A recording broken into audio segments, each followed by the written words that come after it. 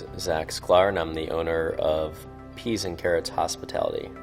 So we own and operate restaurants and real estate, mostly throughout the Midwest. I have always wanted to be a chef.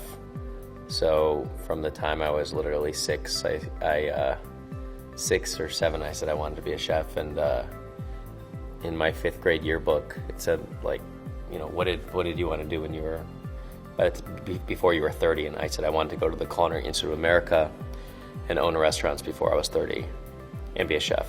And so I did that. And so it's in my 5th grade yearbook. So the biggest challenge I faced was last year. We had an employee whose basement flooded, and that employee got hepatitis. And that employee happened to work in the kitchen at my restaurant. And so as a company, we legally have to report anyone that has certain foodborne illnesses. And so even though they contracted something in their own home, it was our obligation to report it. And so for us, we have a rule in our company. We always do the right thing no matter what.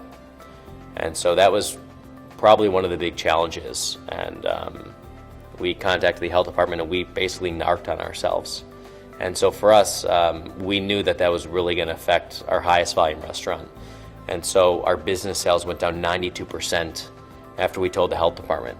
So no one got sick. The restaurant wasn't dirty, but we happened to have an employee who worked for us who had hepatitis. And so but because we always do everything on the straight and narrow, that was one of the biggest challenges for us.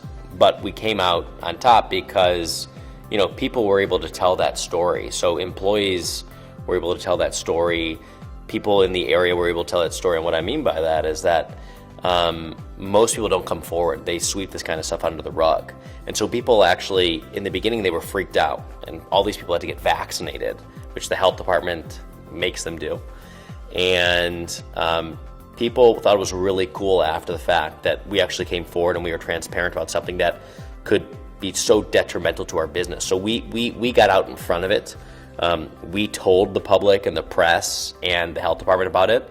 And so in the beginning, it hurt, but at the end of it, we kind of came out on top because we did the right thing.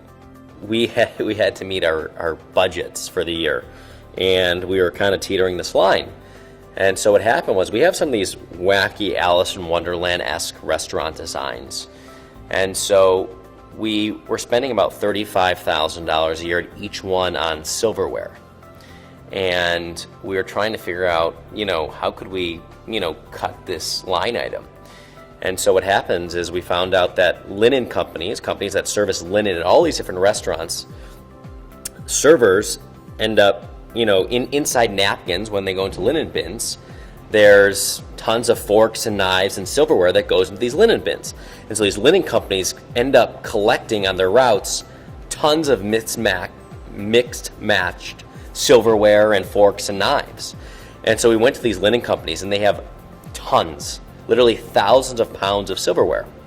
And so we were able to contract with these linen companies for free, and because we use their linen, now we start taking all their silverware. So we sort through their silverware, we find the most common pattern, and so we use the silverware for free, and we save tens of thousands of dollars on silverware.